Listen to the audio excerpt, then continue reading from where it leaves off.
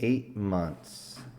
8 months it took us that long to fix the Fatirans' home planet. They were more than grateful at our assistance, too. Though they were much thinner and definitely weaker than us, as their planet was extremely low gravity compared to us, they would do everything they could to help us out, many times wanting to house us inside their own domiciles or feed us their own food, which, believe you me, we were more than willing to take. For us to help them out was such a big help, mainly because we're able to pick up basically their own equipment, their version of a bulldozer. It only took three of us to lift this thing up and move it where we needed to move it. It was actually kind of funny. For a moment, I felt like Superman in that low gravity. Although it doesn't take long before your muscles to begin to atrophy if you're not actually working them.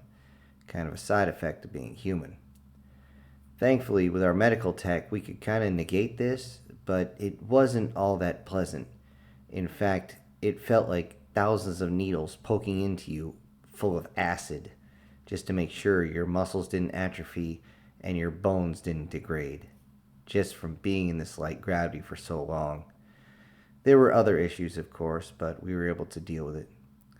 My demonoid crew was actually able to handle the light gravity a whole lot better than I could. Their genetically modified bodies were set up specifically to handle different type of gravities, and it didn't take more than 72 hours for them to fully integrate themselves into the gravity itself. It was crazy and wonderful at the same time. In fact, I started getting many requests to help folks out because they were able to handle the different gravities. Now, I wasn't exactly going to let my crew just run out. My demonoid crew, even though they do, as I stated before, look kind of like demons, or in some cases like elves or a tiefling or something along those lines, they're all very nice to look at. And as much as us humans have banded together, I still don't trust too many humans as far as I can throw them. Although, I still do trust a few, of course. So while we were working, I made sure that they stayed within a certain area and they kept their comms on them at all times. Thankfully, we never had a problem. And I didn't hear of much else. Anybody who decided to be, shall we say, a rascal, usually got 25 lashings in public square to start. Yes, corporal punishment is now a thing. And though our medical tech can make them heal from the scars, you don't heal from that type of pain. A bullwhip's a bullwhip, after all. Still, as we fixed up their planet, we also gifted them with a bunch of fabricators. Now, we had to assemble them, of course, but these large fabricators, once we taught them how to use them and how to make their own, they seemed to have a keen mind, an inquisitive mind, a mind that modified the fabricators. When I got a quick look at what they had accomplished, it amazed me. It was simply amazing. They had made it possible for not only the fabricators to work faster, but also deal with some of the more intricate portions that we were having trouble with. Though they couldn't figure out how to mix organic and non-organic, it was still amazing what they could do, and we were beyond grateful for this. Me especially, since I realized that I could have one of these new fabricators installed inside my frigate. If that was the case, then we could create all sorts of things there, and I could finally get the rest of my fighters back up into fighting shape a whole lot faster than I thought. This was amazing technology, and it come to be that we understood why they could do this. It stands to reason if you think about it for just a moment. They don't have physicality to fall back on. In fact, at one point, I grabbed one a little too hard and I broke the guy's arm. I felt really bad about it too and apologized profusely. But I simply grabbed him as he tripped. I didn't realize that I was going to snap a bone. But because they don't have physicality to bring, what they do have is their mental acuities. And this is why I realized that the Zells themselves were really smart given their size, though not as delicate as this new species. They were definitely definitely smart, especially because of their size. They couldn't outfight someone, at least not at that point, so they had to outthink them. And because of that, we looked at ourselves and go, well, if they can outthink us, we better start being able to outthink our own allies, think beyond what we thought. And this would come into play during the next invasion. The next invasion took place before I even got my own frigate off the ground. Those jerks didn't even tell me they were going. Of course, they had more than enough ships to do it. But I immediately got into my frigate, and we loaded up and left. We had already fixed the planet, and it could survive on its own. We left a small contingent on their request, by the way. We did not want to leave anyone there, and we were simply going to let the planet under its own devices and leave our own defense group, along with the satellites that we left to protect it. But they insisted they wanted humans to stick around just in case. Can't say that I blame them. They were a very highly prized slave race, not because they were smart, but because they were easily disciplined, and also they kind of have a cute look. They're kind of a mix between human and some sort of weird animal, usually like dog or cat. It's kind of weird. The pointy ears that kind of flick every once in a while every time a bug hits them. Just, I don't know. I'm really not into that. But a few other guys just were sitting there drooling. Ugh. Seriously, did have to walk up to one and smack him to get his eyes to go back inside his head. Not literally, but you get the idea. When I finally got to the next sector, I saw most of the fleet just hanging out above the planet.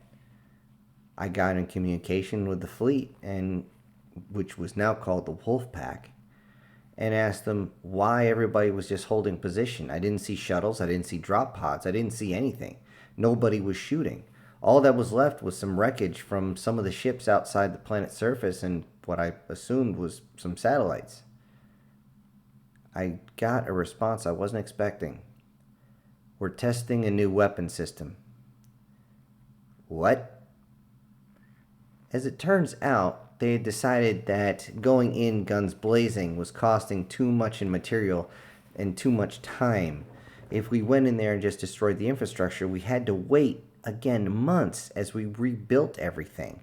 Tried to make it stronger and better so we wouldn't have to do anything. Not to mention, the loss of life on the surface was just devastating. Absolutely insane. So they decided to do a more biological, chemical way of doing things. And I suddenly felt my stomach just drop. Oh, crap. I got a hold of the closest destroyer and I said, I want a full briefing now. Because if you're using what I think you're using, that planet's not going to be usable. He laughed. He audibly laughed out loud across the comms. No. We're not using mustard gas or Agent Orange or any of that crap. No, absolutely not. We wouldn't use that. No, we're using tranquilizers. Sedatives? I asked him. You really think that's going to work for a whole planet? You haven't seen how many we launched down there. He sent me a quick overlay of what happened. And basically, one of these cylinders that dropped down was about the size of a city bus. One for just about every single kilometer of above surface space. Each one with enough tranquilizer to knock out everybody there 3 times over. At least what they could figure. Now, since almost every single species sucks down a nitrogen-based atmosphere along with oxygen, it was pretty easy for them to figure this out. Well, I'm no chemical engineer, but it seems simple enough. I just had one more question. So when do we go in? With that, I got pinged from the flagship of all things. I was surprised to see one of my former students was actually in charge. He actually tried to call me Piranha 6, and I said, you can't call me that anymore. Well, why not, sir? Well, there is no Piranha anymore. Didn't you see the reports? One of those heat beams went right over the academy. There's no academy left. It's all gone. It was quite literally glassed. It's like, oh, well, sir, if you don't mind, what's your call sign? I don't really have one, but everybody keeps calling me Godfather. Wait a minute, you're Godfather? Yeah, I know, it's kind of silly, but no, sir. We understand. Godfather of the Demon Crew. Got it. You're stuttering there, dude. What do you mean, Godfather of the Demon Crew? Well, we know what species you have on board and how you have a penchant for them, sir. It's just, oh, whoa, back that truck up a little bit. Whoa, pull the air brake. What? Are you trying to say what I think you're saying? Because if you are, I'm going to dock with your ship just to walk into the bridge and kick you in the balls. And you know I'll do it. Do you remember what happened in class? Yes, sir. That was hilarious. What I was referring to was actually somebody who had smarted off saying how they would love to have one of these aliens as their own personal maid slash girlfriend slash concubine. I walked up to him, looked him in the eye, and as he grinned, saying how his mommy and daddy were so well up and well known and wealthy that he wasn't expecting me to clock him and knock him down to the floor, then throw him down to the base of the lecture hall, and as he tried to get up, I jumped up and landed on his groin and used that as an example. We're humans. We don't do slaves anymore. And you are out of my class. Permanently. And I bounced him like a basketball out the door. Yes, I did have to talk to the dean about that, which I told him what had happened, and of course, since everything was on video, he wasn't going to say too much. Especially since the family tried to bring all sorts of crap, and we showed them the video and said if they want to press anything, we will release this video to the entire planet and see how well their company does. With everything that was going on, social suicide is not something you want to push. All in all, everything calmed down after that, and I waited for my turn to go to the surface. To my surprise, they didn't drop any pods. I guarantee the drop soldiers on there were more than a little ticked. They prefer to actually drop in, because as you drop, you're almost completely untouchable. With the amount of pieces of the shell that have to just fly away as they conduct all the heat away from the pod itself, it puts up so much debris that almost nobody gets hit from ground fire. The radar just can't filter it all out. It doesn't work. This time they'd be going down in simple shuttles. And as I saw the shuttles go down, I began to move my ship, but the comms officer from the flagship got a hold of me and told me not to go down and to wait. Wait until all the shuttles were going down. Once the shuttles go down, then they're going to bring destroyers down towards the surface. The smaller destroyers can easily handle going into the surface and give all sorts of ground fire. After that, frigates like my own would be allowed to go in. They needed to make sure the big guns were in place just in case the tranquilizer didn't work. Well, they didn't need the destroyers, I'll tell you that much. When we got there, we could actually see a whole bunch of the slaves being freed. I had to use the zoom lens a lot to see what was going on, and of course I showed my crew. But a whole bunch of slaves were being brought out, usually carried 2, 3, 4 at a time, inside the arms of those in exosuits, placed on the ground, and their collars swiftly removed. Most of the slaves on this planet were 20s, maybe early 30s at the most.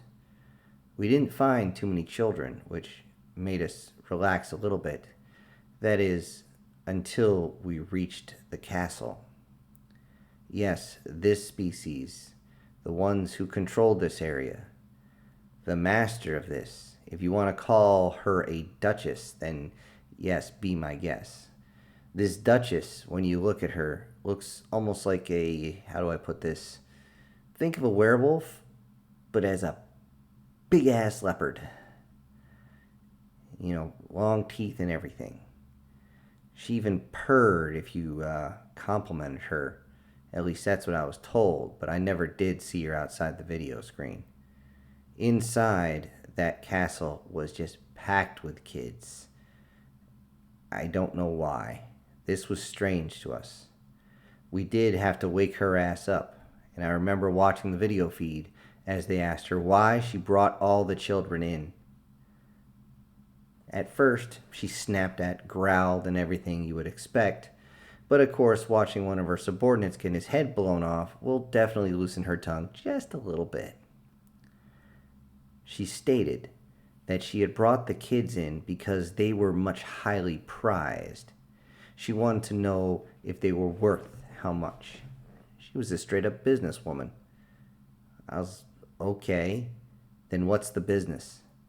We offered her a chance to survive if she let us know who her customers were. She wouldn't give them up. It was too dangerous for her. If she let loose who the customers were for each one of the slaves, then she would be already dead. They would go after her with reckless abandonment. It's not something they did.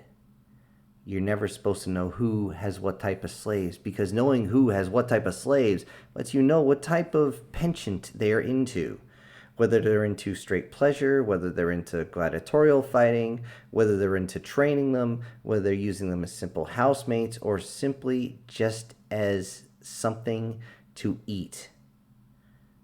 They will never let this information out. With all this, she tried to fight her restraints, not realizing that those restraints are solid hunks of steel. I don't care who you are, you're not getting out of that. She fought against them until I could hear bones crack. I'm like, okay, lady, you are really crazy on this. But as they realized she wasn't going to give it up, another person ran into the room. Looked like I couldn't tell the rank, but it was probably an E3, E4. Came in, sir, we cracked it. What, did you get all the information? Sir, we have everything. The officer in charge said, good. And he drew his pistol and blew that feline bitch's brains out. Without any hesitation or remorse, watching her head flip back and then slowly slump forward. That was a warning to all the rest of them. The slave masters, the ones that we found, were dealt with very severely. As the tranquilizers began to wear off and the slave masters were beginning to come through along with the slaves, we did find something interesting. There was one or two of the quote-unquote masters that actually were trying to rescue these slaves. Think of it as a universal or galactic underground railroad. We found that it was quite intricate, and we could find out who was in charge of this, who were the partners. And they were more than interested in helping us get the slaves out. The only issue was, what do we do with these slave masters now? Do we kill them all? I mean, they're on our side, apparently. When we doubled and triple checked the information, hell, even I looked through the information. It was legit. We knew exactly who we shouldn't be killing. But at that point, the question, should we keep these ones alive? Or do we just find our way through the slave auctions and stuff like that? The question was very soon answered, as each of those on those lists, as more and more we found, were simply taken as POWs, the only POWs that we would take and we would hold until the end of this. If that meant that they stayed in prison forever until they just stopped breathing, then that's what it was. But we could not just let them free. They knew who we were and they knew what we were capable of, and we could not let them show what we could do to the rest of the world, the rest of the galaxy, the rest of the universe. It didn't matter. This was our mistake before. We let them live. And when we let them live and they figured out who we were, they came at us with entire armadas. And now our home planet is unlivable for several more decades, at least. So our only option as we still had our shred of humanity with us, was to keep them as POWs. Later on, as my frigate began to come down towards the surface, I told my crew to be ready for possibly more crew members. And boy, were there. Holy crap. By the time we got down there, they had cleared almost the entire freaking planet. This was Zells, Chitters, humans, Veterans, all of them. They just went everywhere and took care of all this. Though we didn't have many veterans, they still helped. They still piloted a bunch of ships to make sure that we had everybody. They made sure that the medical frigates were ready to rock and roll and a whole bunch of other stuff. And all help was appreciated. But with this many, we were able to clear a planet that quick. And when I landed, I made sure that the fleet knew my location and knew my crew. Everybody knew my crew at this point because they had showed off so much. And as we looked across, we could see at least 300, if not more, of the demonoids. How in the ever-loving shit are we supposed to get that many into this ship? I immediately contacted the admiral of the fleet. So you want to tell me how in the hell I'm going to take care of this many? I barely have enough to handle half this much. Without skipping a beat.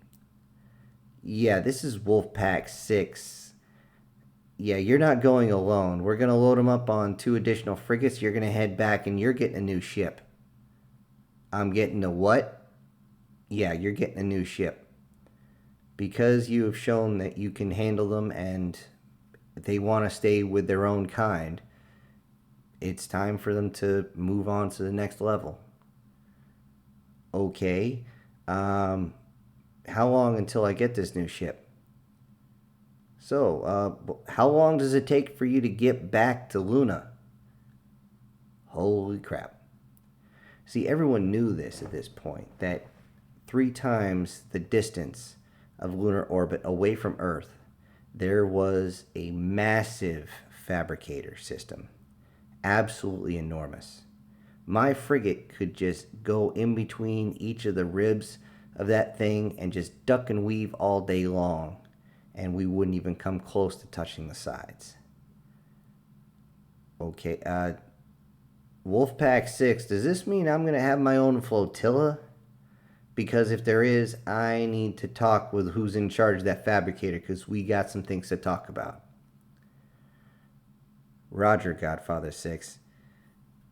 I'll let them know you're coming, and they will have everything lined up for you. Needless to say, it was a very uneventful invasion on my end. By the time I got there, of course, everybody was out, and it was all taken care of. I left a message that any more demonoids they would have to send my way, just put them on a shuttle and hand them to me, and I'm sure they're going to be all smiles as soon as they see their own kind. And everybody was welcome to do that. When we finally got back to the fabricator, I had to look and see what they had planned to make, and what they had for me, holy crap. This thing was gigantic compared to what I'm used to flying. I had a frigate was the largest ship I had. We skipped from frigate right past destroyer, right past cruiser, right past battleship. This thing was the size of a small carrier, just shy of dreadnought size. I mean, I'm just flabbergasted at the amount of materials they're going to spend on this. However, when I realized what was going on, it all made perfect sense. The ship I had was meant to be a colony ship, something that would take all the demonoids that we could find and take them off to whatever planet we could find for them. It was outfitted specifically so that it could get all the materials they needed. The thing was basically a giant fabricator in and of itself. I had insisted on many areas for training. They had to have not only places where I could grow the crops, but they had places where we could have our own livestock. It wasn't big. The largest thing we had was some goats. But we had goats, rabbits. We had a full on farming area inside. Granted, we had to fertilize it with our own waste, which made the area stink, but it still paid off. I was like, you're doing all that. What's the catch here? What is the actual catch? We got all this good stuff. We got all our recreation, all our training, everything we could possibly want. But you guys are going through a hell of a lot of trouble to get this to me. What is going on? I get it's a colony ship, but do you have a place in mind? At that point, the dockmaster looked at me and smiled. Well, I guess your reputation precedes you. Yeah, we got a place in mind. It's about 20 more sectors out, but we got a place in mind. And since you've been working with these folks for so long, well, we figured this would be just perfect. They'd be able to live and work in this one, and it would be a flying base for you. Flying base. I like the sound of that. I do. But seriously, you're looking at something that's about the size of a battle cruiser. What the flying hell is going on? I mean, I looked at the stats of this thing. I could take on one of our own battle groups in this thing. So tell me, what is the catch? Well, the catch is simple. Don't get blown up. What? Don't get blown up. I think you can handle that, right? Yeah, I can handle that. At that point, I wasn't arguing anymore. It would take several weeks, even with the new enhancements we had to the fabricators, to create this ship. All the orders were backed up in that area just to help me out. And during that time, even more demonoids showed up. At this point, my crew was nearing about 600. I was like, wow, this, holy crap. We're really going to have a colony ship. And at that point, I started wondering, maybe we should have a natal care area if that's the case. Unfortunately, my hopes were dashed on that one when I started looking into their medical reports, something I really should have paid attention to earlier. As it turns out, since they're genetically made, they can't really have kids. They don't produce the right parts. What you need to fertilize an egg, the guys don't produce. They produce everything else except that. And the females, their eggs they don't work. Actually, they don't even cycle. But they don't go through menopause either, which is strange. I still have trouble figuring out how in the hell did they design that. It's pretty simple to see the difference between male and female. They're very nice, but seriously, if I have to tell one more of them to put a shirt on, I'm gonna scream. Seriously, put your shirt on. And hell, at that time I was talking to the guys. And while I was waiting for the ship to be finished, the wolf pack lurks in the darkness. The wolf pack broke into smaller groups sometimes and raided several planets at once. The wolf pack and its pups would just tear through an enemy fleet and stop them before they even sent out a distress call. These guys got very, very efficient. When they first went in, jammer ships would immediately blink into the farthest regions of the sectors to stop transmissions. Then the main fleet would come in, the big guns. Usually these were dreadnoughts and battleships flanked by destroyers.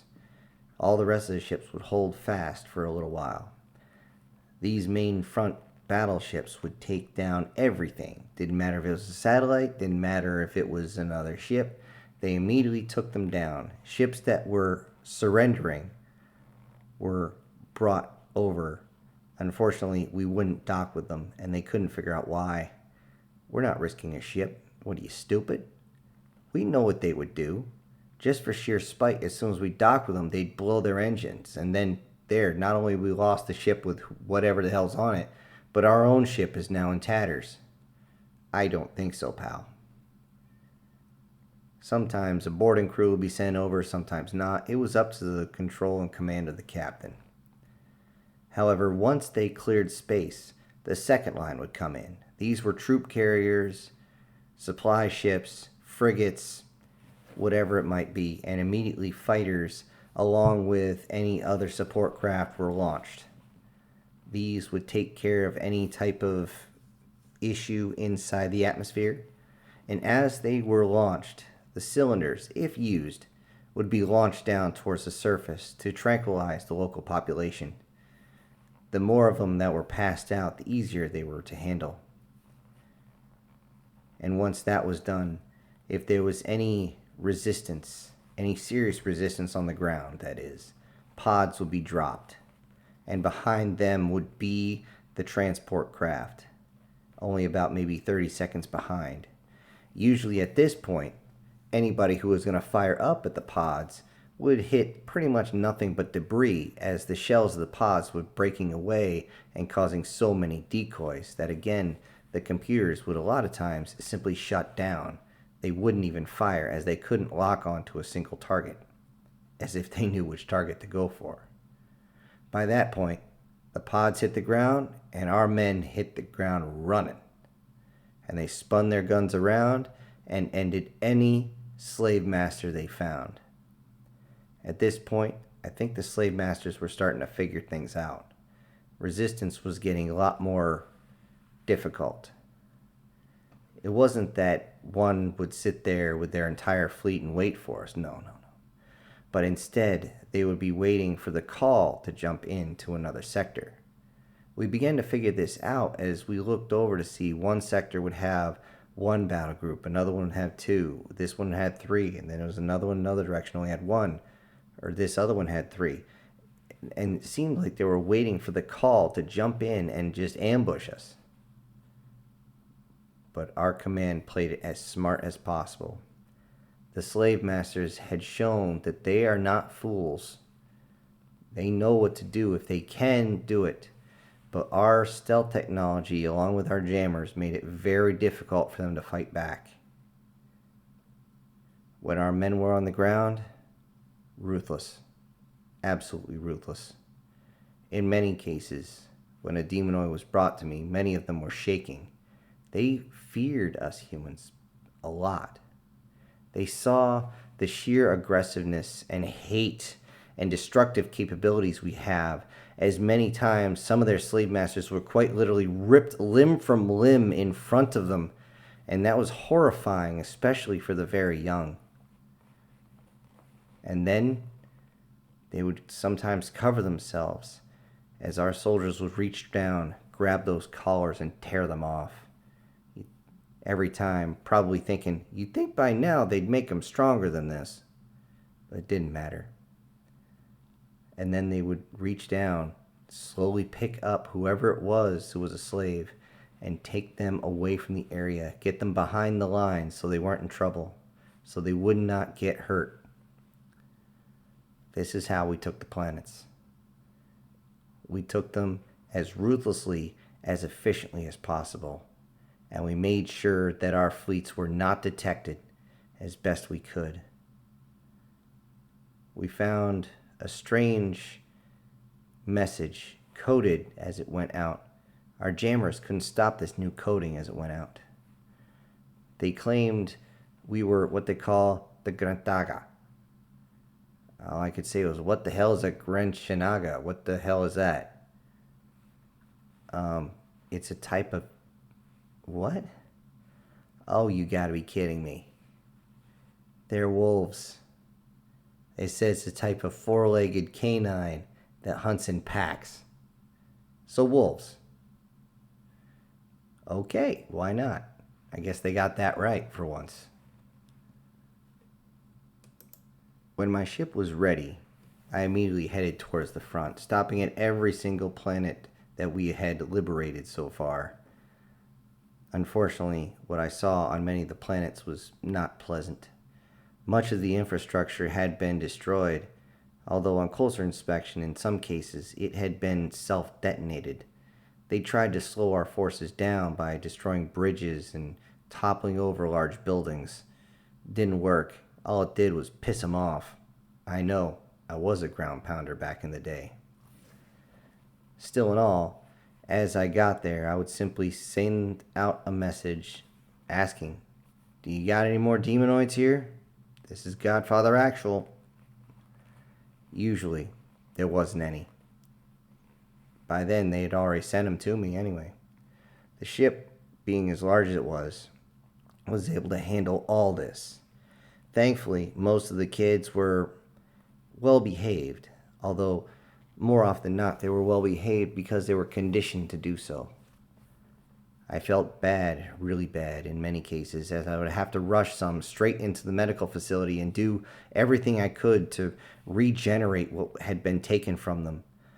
One young boy missing an eye and part of his head.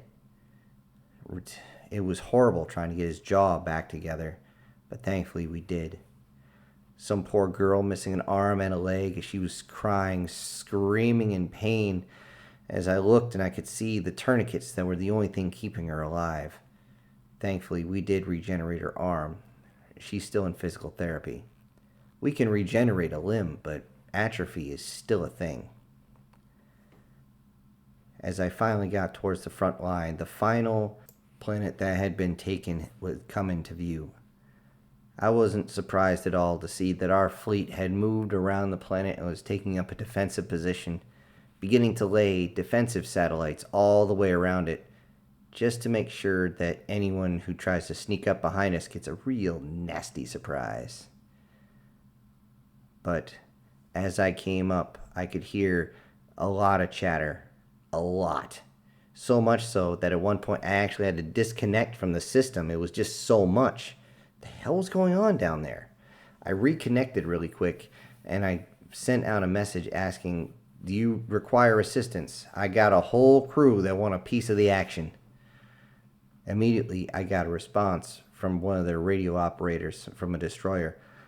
Negative, things are just getting a little hairy down there, as I heard things crashing and exploding behind him. That's strange. I don't see a fight going on above the surface or out in the atmosphere. What the hell's going on? I took a little bit and tried to bounce a signal off to try and see what was going on, but most everybody had encrypted their communications. They only do that if there's an active fight going on. I made sure my ship was in close. I got a hold of the nearest transport frigates and asked them, "What the fuck is going on down there?" As it turns out, we were one jump away from one of the slave masters' home planet, and they were fighting tooth and nail for everything. And quite literally, tooth and nail. They were coming at our guys, and they had found some of the weak points in our armor, the flexible areas, and began to slash at them. Their weapons had gotten a whole lot better. Again, these guys aren't stupid. Their weapons took several hits before they actually punctured our suits, but they were still puncturing our suits. Many of the casualties were beginning to stack up. The Zells were being hit with large caliber ammunition, and something that small getting hit with large caliber, there's nothing left. The body just explodes. It's gruesome. There's nothing we can do about it. The chitters are taking the worst of it because they're using flamethrowers. I again sent out, I have a full complement, a full legion of my monsters that want a piece of this action. Requesting permission to enter the war zone. Over. With that, I got Wolfpack 6 again. Is Wolfpack 6 negative? I cannot authorize that. You're considered a civilian vessel and with a civilian crew. I don't care if you got defensive weapons on that thing. You are not authorized. Do you understand? Confirm that, Godfather 6. A little ticked off. This is Godfather 6 Actual. Did not copy last. Are you telling me to stand down? With that, he remembered what I had said in one of my briefings. We're humans. We don't stand down. When we're willing to join the fight, we go in full bore. We do not stop until we win, because second place is a body bag. This is Wolf 6. Confirm your position, Godfather 6. I pinged my location. This is Wolfpack 6. Pinging your new location. How many fighters do you have on board? As in, how many fighter craft do you have on board? Over. I went towards the new location and simply said, yeah, I'm currently stacked at 300. Would send more, but I got too many crew members. Crew that just ain't old enough to hit the pedals. Over. Roger. Confirming your point, I suggest you get them ready to fly. Roger, Wolfpack 6. Heading to position. We'll deploy as soon as we're there. With that, we headed straight to the location. It was towards just south of the equator, I would say Western Hemisphere. Looked like a very large portion of above waterline. This thing was about 20% water, this planet, which meant there's going to be a lot of ground to cover, which means we're going to have to use swarm tactics to make sure we don't get caught up in the shit. When I got into position, I was already sounding general quarters, and every single one of my crew got into position. I gave them each their location and where they need to go. Most of them weren't going to be flying with a group smaller than 10 full squadrons. This is Godfather to all pilots. Opening doors. Wait until they're fully open before launch. Make sure you are clear of the ship before you turn. Good hunting. And with that, with mechanical precision, they began to launch out the sides, out the dorsal and ventral sides as well. Each of them going off exactly the way they were trained. Going straight away from the ship a good half a kilometer before pausing, firing their retro rockets to hold, alter their course, waiting for their other compatriots to join them, and then locking up with the squadron leader, and they would head off their current positions. It was amazing to see how well they had come with just the training that I could give them for a few months. I couldn't have been more proud. But as I watched them go off, I could not help to have that same ping in my heart. That same thing that hits me every single frickin' time. Because I wasn't an officer until these creatures came and took us. To take us to be slaves. So I don't have that mentality. I have the NCO mentality, where there's no such thing as acceptable losses, and that's why we trained so hard. And as they got through the atmosphere, it was tearing me apart knowing that some of them might not come back. While they flew, I simply just watched. I watched them fly in perfect formation down towards the planet, going into the areas they were supposed to and raising all sorts of holy hell. I watched on the radar as they would fire volley after volley of missiles, firing a torpedo if they could get a good shot on a large target, taking down a few different destroyers, several frigates, and of course the occasional ship that had landed but was unable to get off the rock. It was amazing how well they had done, but I knew not to count my chickens before they hatched. When I saw another group of signals coming in, I knew things were going to get really bad. My crew is very, very good with their fighters. They're exceptionally good in space. For some reason, my demonoid crew does not do that well inside atmosphere. I don't know why. Their fighters are the best we can create. I didn't know why, so I drilled the living shit out of them with everything. I would have them go up against me in the simulators just to make sure they were ready. But I was still scared. I didn't want to see any of their signals blip out. And then all the signals merged. and I couldn't tell who was firing at who was turned where. I could simply imagine that they had gone into a complete furball as I saw missiles being flung out in every different direction.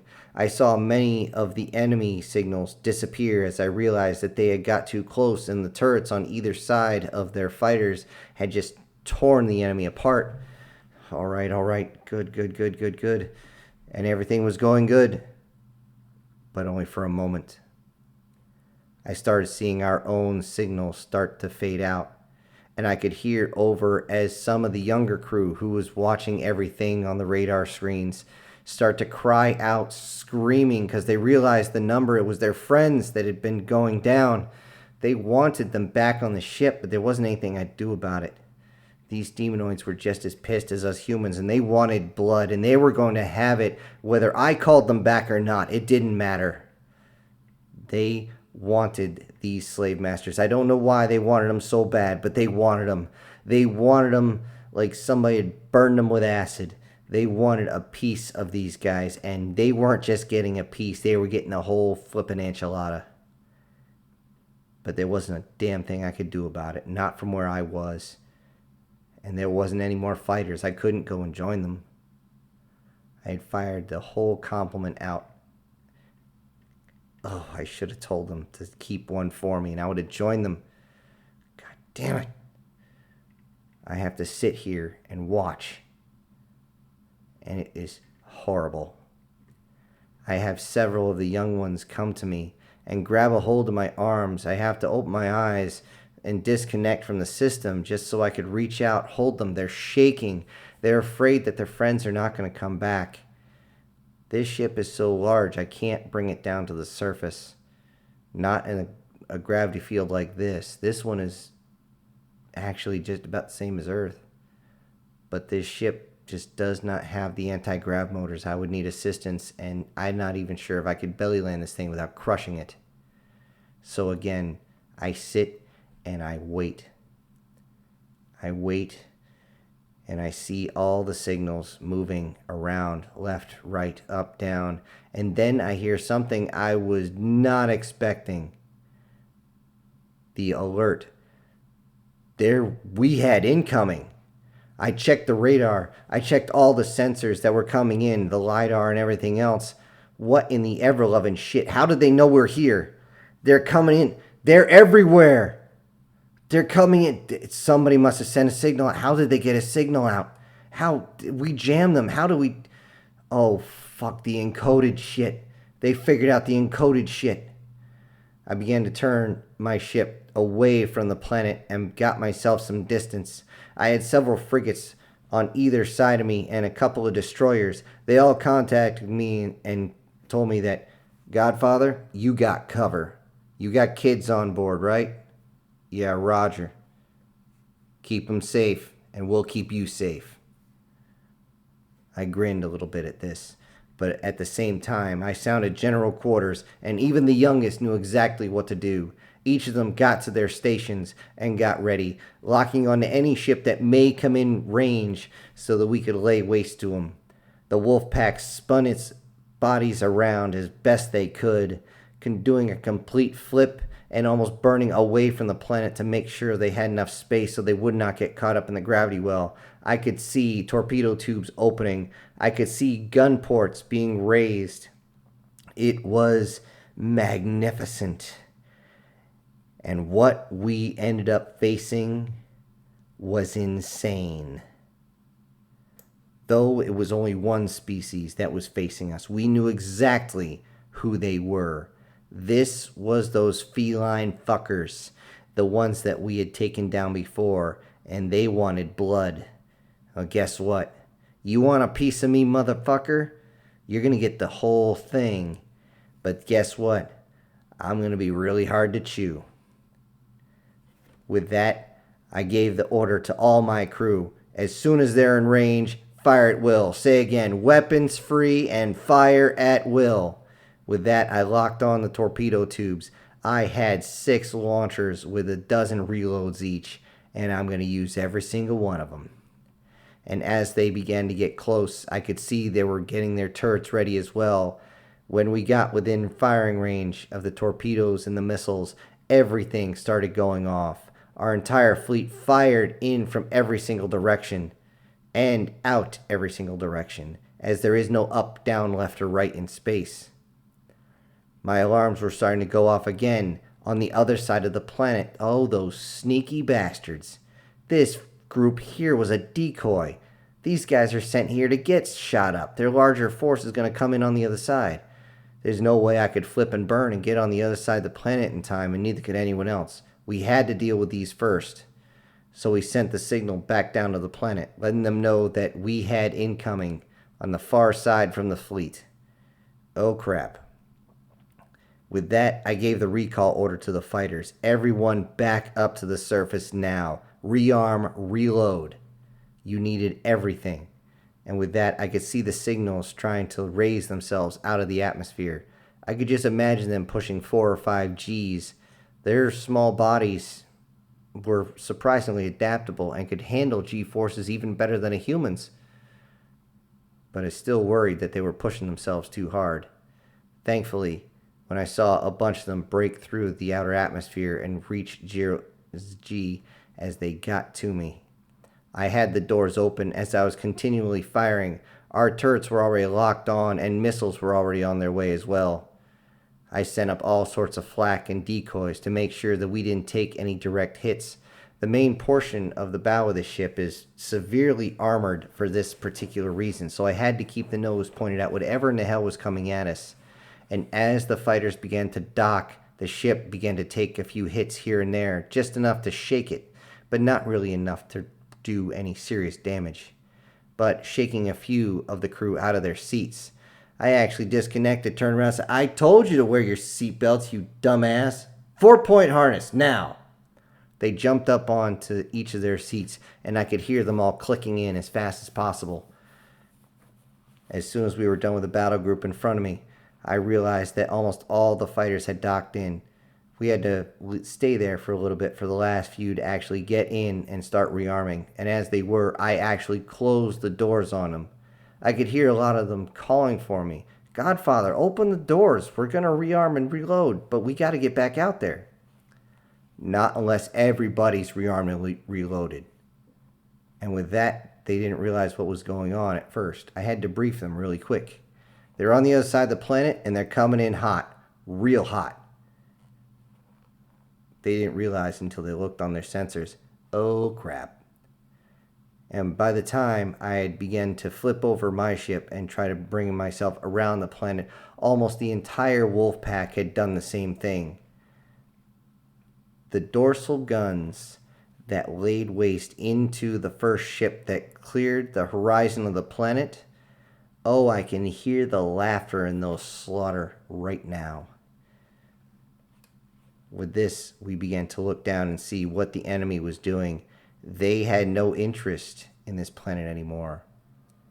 Inside the center of their formation was a new type of planet destroyer. We could see its main gun begin to charge itself. It would only take about 30 seconds to a minute for it to reach critical mass and begin firing, and we did not want to lose all our people on the ground. But I was way out of range. I couldn't get there in time, and then I realized something. We don't fight this battle alone, ever. And with that, hundreds of more ships came out of FTL. It was our allies. Blinking just behind the enemy fleet was our human ships using their jump drives.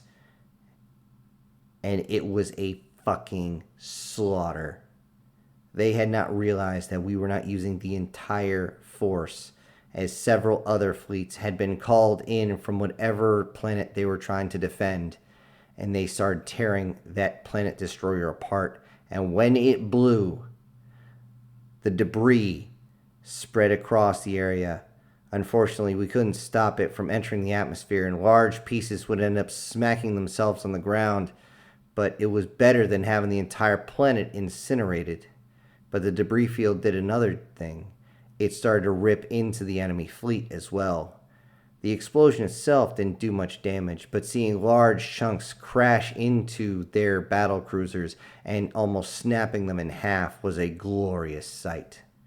We almost didn't have to do much. By the time everybody in my ship was rearmed and reloaded, and I gave them the go-ahead to leave, the space battle was over. The fight on the ground lasted another 16 hours, and that was all. With that, we had secured the planet, and I could take stock of our losses and wins. Out of the 300 fighters, we had lost 62. Pilots, we lost 13. All the rest of them had either ejected or made emergency landings. We would need time. We would need time to recover. Even though my crew extended by several dozen, it didn't matter. We still held our burials, and we mourned our loss. This planet was a hard-fought victory, a very hard-fought victory. And we knew now that there was not a single limit to what the slave masters would do. What they did or attempted to do to this planet was simple asset denial. If we can't have it, no one can. And they were willing to sacrifice their fleet, which they did. They sacrificed their own on a decoy operation that we tore them to pieces. There was no survivors. Now, we wondered if there was any way we could end this crusade without having to destroy an entire species. We didn't want to be the ones to genocide people. Though try saying that to our AIs. Our AIs were very good. I give a lot of credit to them as they did most of the aerial combat now. Having actual manned fighters was rare, especially in space. They also manned most of our turrets, did much of our medical, did a lot of things that we just did not have the manpower for. But the AI was quick to say, just end the slave masters, and you will never have a problem again.